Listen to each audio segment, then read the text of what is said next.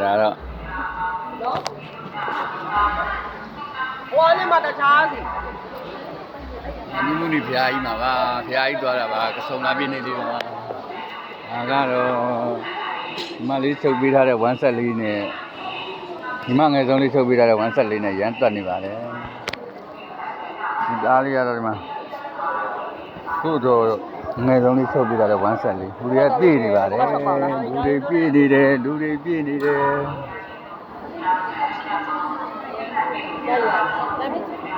ကစုံလာပြည့်နေလူပြည့်ပါတယ်ဆို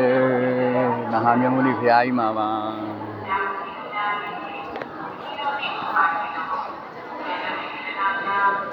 ဒီမှာငယ်ဆုံးလေးချုပ်ပေးထားတဲ့အင်ကြီးလေးပါကြောညဝင်တာလေရမလားမလားတော့ဗာဒီဒီဇိုင်နာဒေါ်ချို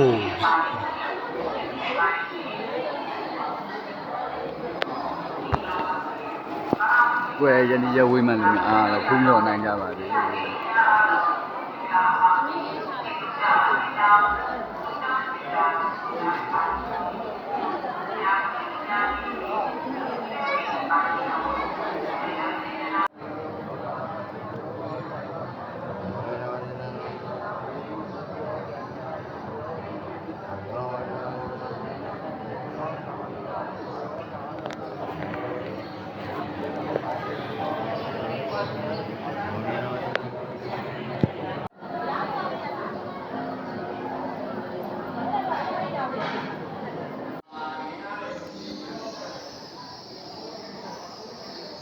တို့ရှိတို့အားလုံးပဲမင်္ဂလာပါ